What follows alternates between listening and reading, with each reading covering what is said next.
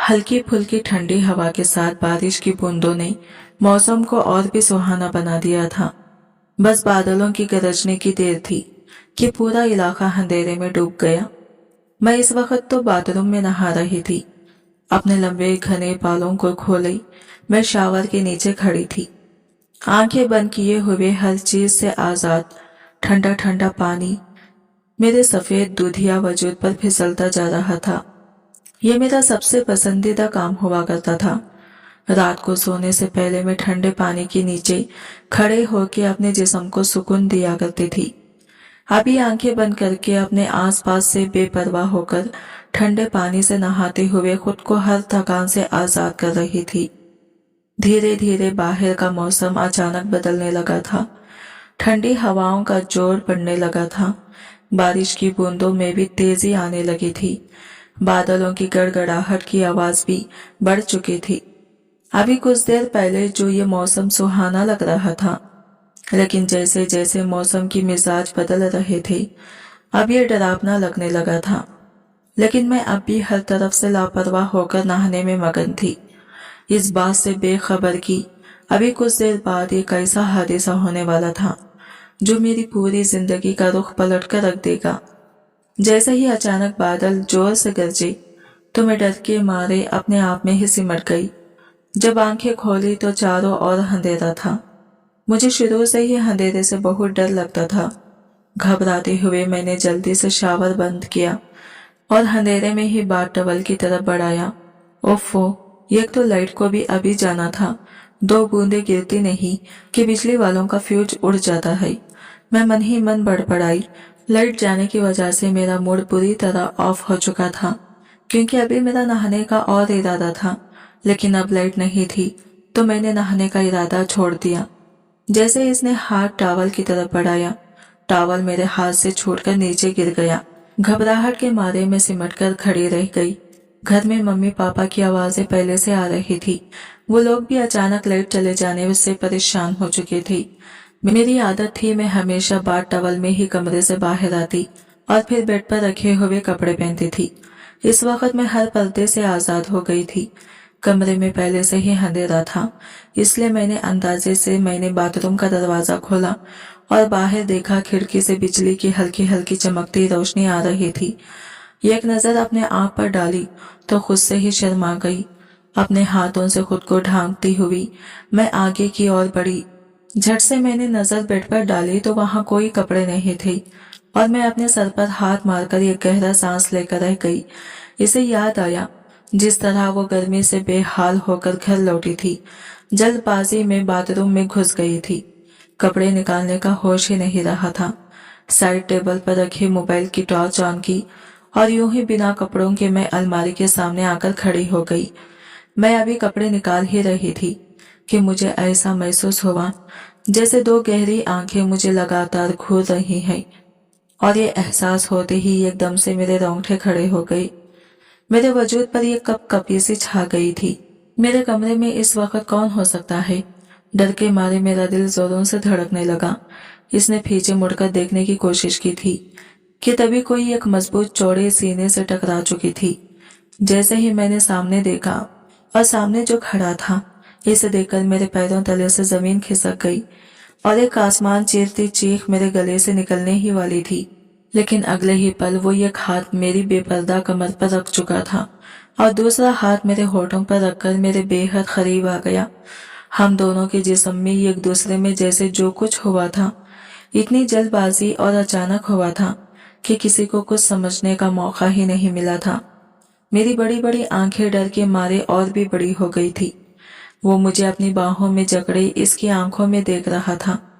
Mobile तो कब का जमीन पर गिर चुका था और कमरा अंधेरे में डूबा हुआ था। मेरा तो जैसे दम घुटने लगा था। मुझे अपनी सांसें रुकती से महसूस होने लगी थी। मैं बिना पानी की मछली की तरह तड़प रही थी।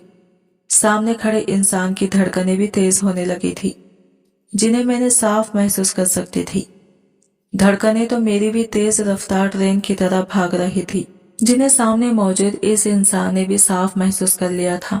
हम दोनों की धड़कन एक दूसरे के साथ मिलकर तेजी से धड़क रही थी।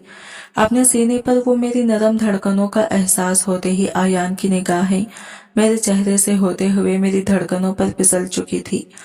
सिर्फ एक पल के लिए इसकी आंखें बड़ी हुई थी, होंठ अचानक कँपा उठे थे और अगले ही पल मैंने गहरी सांस लेते हुए अपनी आंखें बंद कर ली।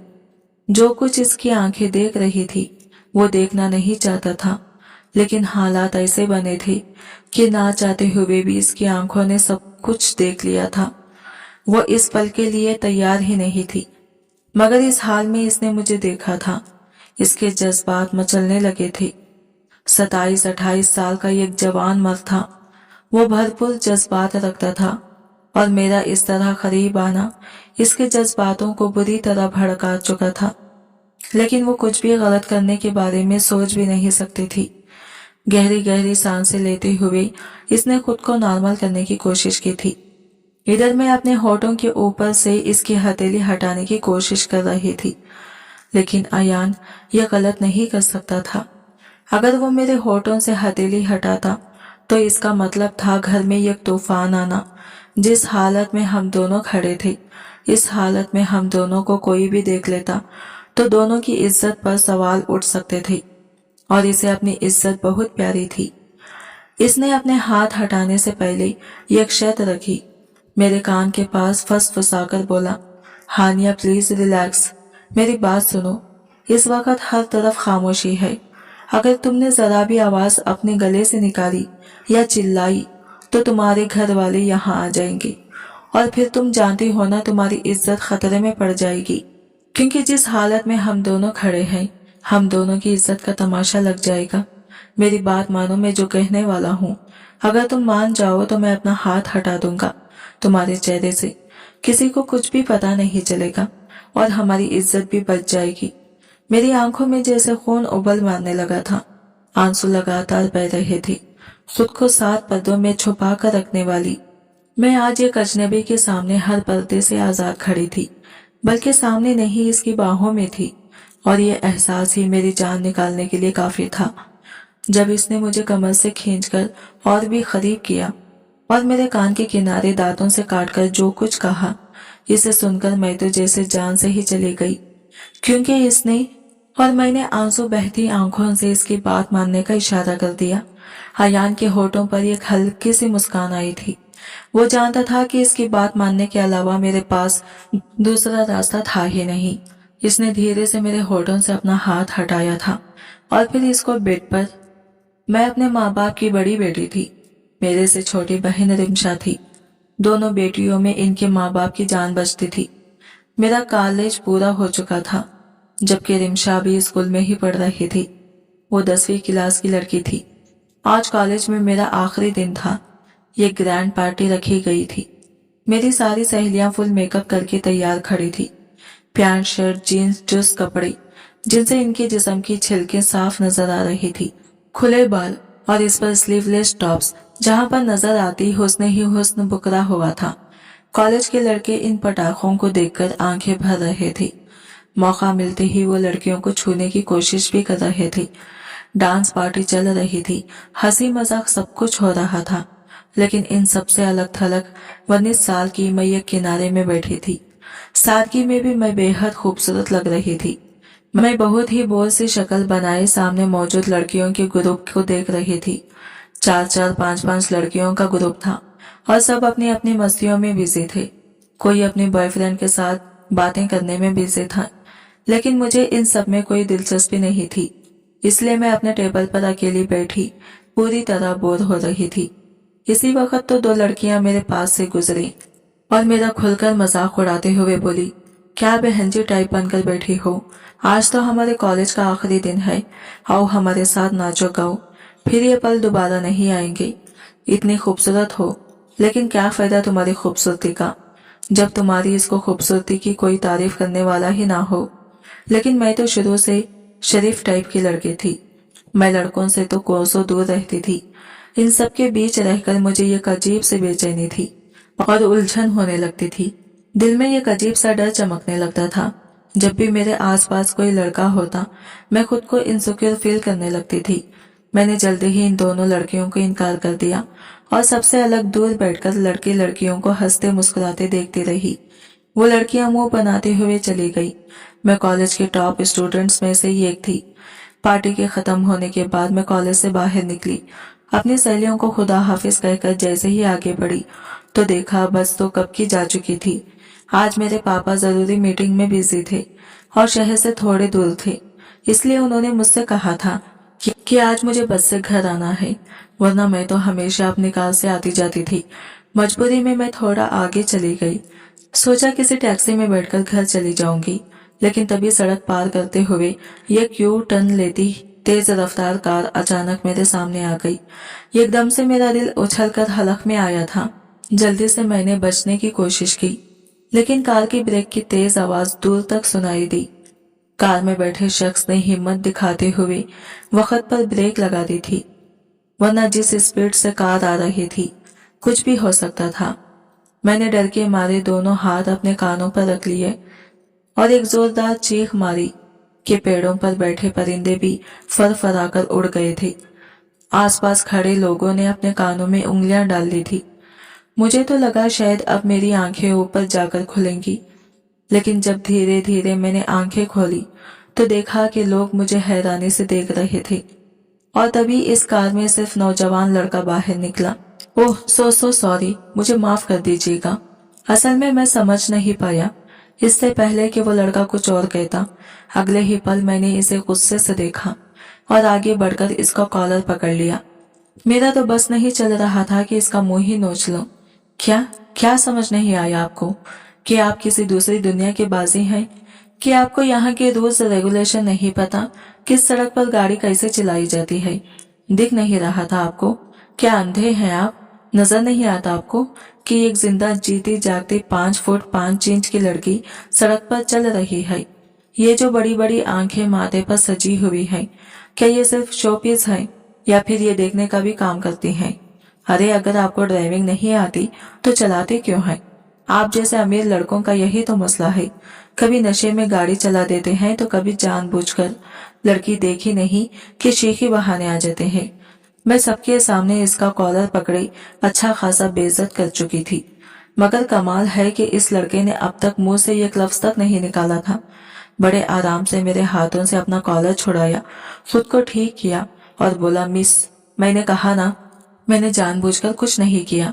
असल में मैं आज ही ऑस्ट्रेलिया से वापस आया हूँ और वहाँ की ड्राइविंग और यहाँ की ड्राइविंग में काफी फर्क है।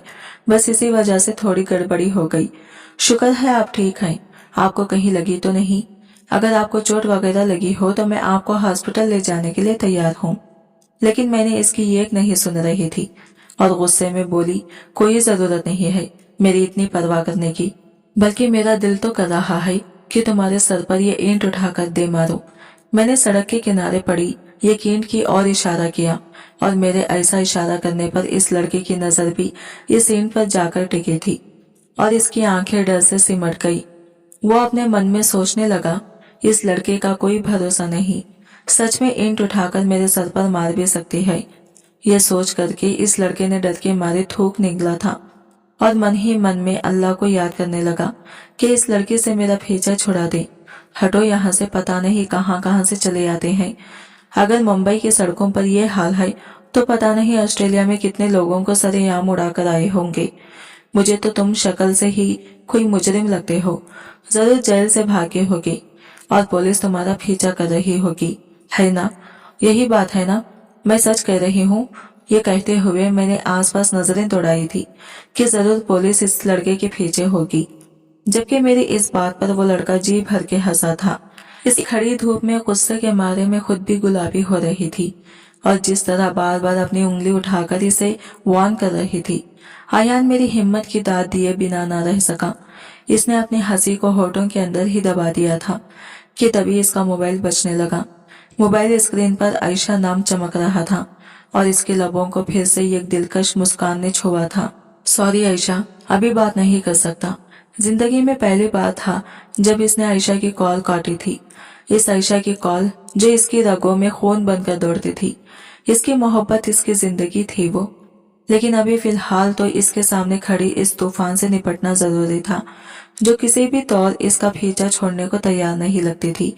फोन बंद करके इसने जेब में डाला और बोला, मिस, मैं बार बार आपसे एक ही बात कर रहा हूँ कि मैं माफी चाहता हूँ, लेकिन फिर भी अगर आप चाहें तो मैं आपको इसकी भरपाई के पैसे भी दे सकता हूँ। बताएं कितने पैसे चाहिए आपको। वो अपनी जेब से अच्छे खासे नोट निकाल चुका था ताकि किसी तरह से लड़की को चुप करवा सके, लेकिन पैसे का नाम सुनकर तो मैं तो और भी ज्यादा गुस्से के मारे भड़क उठी थी। आप मुझे पैसे का रूप दिखा रहे हैं, मुझे खरीदना चाहते हैं। आपकी हिम्मत कैसे हुई मुझे पैसा दिखाने की। गुस्से के मारे उंगली उठाते हुए मैं अयान के और भी करीब हुई थी और अयान डर के मारे 2 कदम पीछे हटा था। खैर, जैसे तैसे आसपास खड़े लोगों ने मामला निपटाया और एक शख्स ने टैक्सी बुला दी, जिससे मैं अपने घर की ओर रवाना हो गई। मुझे लगा था शायद ये इसकी आखिरी मुलाकात होगी इस लड़के से। जब तक मैं घर पहुंची, मैं इस घटना को अपने दिमाग से झटक भी चुकी थी, लेकिन मैं नहीं जानती थी जिंदगी में कुछ लोगों का टकराव बेमतलब नहीं होता, कि इस अचानक टकराव के पीछे भी अल्लाह का एक बहुत बड़ा इशारा छुपा होता है। यही से शायद मेरी जिंदगी एक नए मोड़ की और सफर करने वाली थी, जिससे मैं एकदम अनजान थी। जब वो घर पहुंची तो सामने इसकी माँ खाने का इंतजाम कर रही थी। पूरा घर खाने की खुशबू से महक रहा था। घर में एकदम से काफी हलचल सी दिखाई देने लगी थी। वैसे तो मेरे घर में मेरे माँ बाप और मेरी छोटी बहन रहते थे, और इस वक्त जब मैं घर आती थी तब घर में एकदम खामोशी और सुकून मिलता था, लेकिन इस वक्त तो मामला ही कुछ और दिख रहा था। चहल पहल सी मची हुई थी। 2 नौकरानियां हॉल की सफाई करने में बिजी थी। घर में फैमिली खाने की खुशबू ने मुझे ठटकने पर मजबूर कर दिया था। मैंने मुस्कुराकर अपनी माँ की ओर देखा और कहा, क्या बात है मम्मा, बड़ी साफ सफाई हो रही है, क्या कोई खास मेहमान आने वाले हैं? अगले ही पल सोफा साफ कराती हुई मेरी माँ बेमन से बोल पड़ी, हाँ बेटा, तुम्हारे पापा के दोस्त सादिक अंकल अपने बेटे के साथ यहाँ आ रहे हैं, तो बस इन्हीं की वेलकम की तैयारियां चल रही हैं। जैसे ही यह बात मैंने सुनी, पानी पीते वक्त घूंट जैसे मेरे गले में अटक गया। फौरन पानी निकलकर बोली, क्या मतलब, वो तो दूसरे देश में सेटल हो गए थे ना? वो मुस्कुराकर कहने लगी, हाँ बेटा, वो तो दूसरे शहर में ही सेटल हैं, लेकिन जानते तो हो वो कितने अमीर लोग हैं। उन्होंने अपने बेटे अयान की शादी यही मुंबई में अपने ही देश की लड़की से करनी है। इनका मानना है कि घर में बहू तो हिंदुस्तानी ही लेकर आएंगे। लाख विदेश में सेटल है और वही के कल्चर में रंग चुके हैं, लेकिन शादी पुराने तौर तरीकों से करेंगे, जिससे कि वो अपनी परंपराओं को जिंदा रख सकें। वो बस इसीलिए इसी सिलसिले में यहाँ आ रहे हैं, और फिर बेटे की शादी होते ही वो लोग वापस चले जाएंगे। तुम्हारे पापा ने कहा है, जब तक वो लोग अपने बेटे की शादी नहीं कर लेते, हमारे यहाँ ही रहेंगे। अब तो ये बात सुनकर मेरी परेशानी पर बल पड़ चुके थे। मैं जल्दी ही कहने लगी, वैसे तो पापा हम पर बहुत पाबंदियां लगाते हैं, बड़े मौलवी बनते हैं, लेकिन अब इन्हें क्या हो गया है? एक जवान लड़के को, वो भी जो विदेश में पला बड़ा है, कैसे हमारे जैसे जवान बेटियों के बीच इस घर में रख सकते हैं? अपने घर में अनजान लोगों का सुनकर मुझे बिल्कुल अच्छा नहीं लगा था, और ये बात तो मुझे बिल्कुल भी हजम नहीं हो रही थी कि वो लोग लंबे समय तक हमारे घर में रुकने वाले हैं। तो मैं मुंह बनाते हुए दोबारा बोली, मम्मा पापा को तो ये भी पता है कि विदेशों में रहने वाले लड़के कैसे होते हैं, और वो अयान, मैं तो बचपन से देखती आई हूँ, कितना अजीब सा और बदतमीज लड़का था, बिल्कुल बिगड़ा हुआ। इसके माँ बाप तो वैसे भी इस पर ध्यान नहीं देते थे, और अब तो इसकी माँ भी नहीं है, माँ के बिना पला है, ना जाने कैसी आदतें होगी इसकी। आप प्लीज एक बार पापा से बात करें, वो लोग किसी होटल में भी तो रह सकते हैं ना। मैंने बात की थी तुम्हारे पापा से, लेकिन तुम तो जानती हो ना, तुम्हारे सादिक अंकल और तुम्हारे पापा में कितनी दोस्ती है। जब इनका खुद का मकान मुंबई में है, तो ऐसे में इनका दोस्त होटल में रहे, ये बात वो बिल्कुल भी बर्दाश्त नहीं करेंगे। मैं मुंह बनाते हुए अपने कमरे में चली आई थी। मैं एक बार फिर वक्त से पहले ही बहुत कुछ सोचने लगी थी। बचपन से ही मेरी आदत थी, जरा जरा सी बात को मैं घंटों बैठकर सोचा करती थी और खुद को परेशान करती।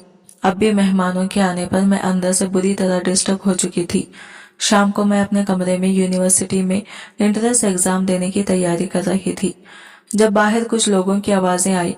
मैंने जैसे ही बाहर आकर देखा तो सामने का मंजर मेरे सोच के बिल्कुल अनुसार था। सामने ही सादिक अंकल और अयान खड़े थे। सादिक अंकल को तो मैं देख चुकी थी, लेकिन अयान की इसकी तरफ से पीठ थी।